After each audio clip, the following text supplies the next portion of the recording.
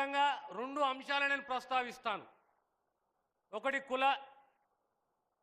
కులగణన, రెండవది తెలంగాణ రాష్ట్రానికి సంబంధించి వర్గీకరణ.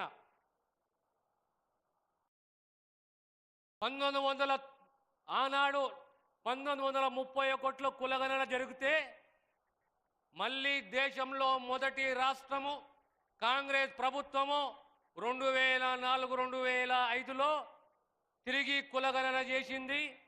విజయవంతంగా కులగణన చేసి ఈ కులగణన అవసరమా అంటే సమాజంలో సమానత్వం పోవాలి, ప్రభుత్వం అందించే ఫలాలు అందరికీ అందాలి అంటే ఆ కులాల యొక్క ఆర్థిక, సామాజిక, రాజకీయ పరిస్థితులు ఏ రకంగా ఉన్నాయని చెప్పి అధ్యయనం చేయడానికి ఈ కులగణన ఎంతైనా అవసరమో.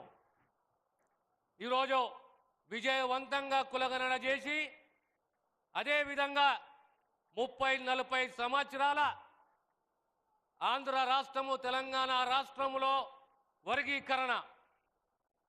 ఈ వర్గీకరణ అనేది ఏ కులానికి వ్యతిరేకం కాదు, ఏ వర్గానికి వ్యతిరేకం కాదు.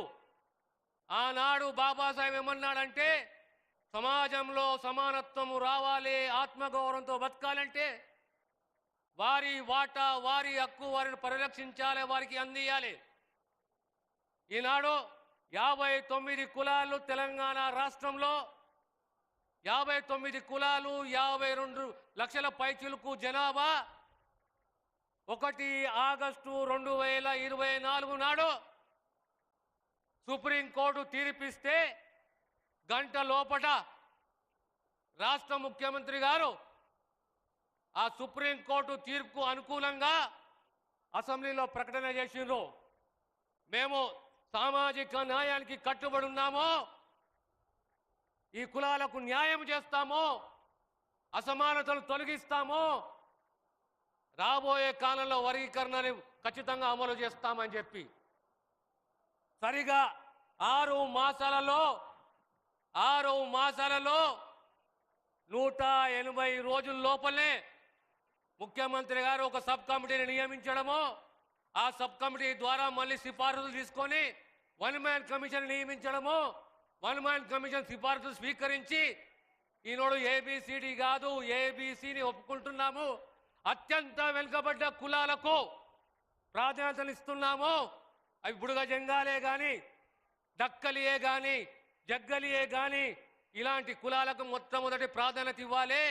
జనాభా ప్రాతిపదంగా ఈరోజు తెలంగాణలో అత్యధిక మెజారిటీ ఉన్న మాదిగ వర్గాలకు కనీసము 9.7% రిజర్వేషన్ ఈ ప్రభుత్వం రేవంత్ రెడ్డి గారి నాయకత్వంలో ఇవ్వబోతున్న విషయాన్ని మీకు సవినయంగా తెలియజేస్తున్నాను. ఇది ఒక చరిత్ర. గతంలో ఎవరు ఈ రకంగా ఆలోచన చేయలేదు, ఎవరు చేయలేదు.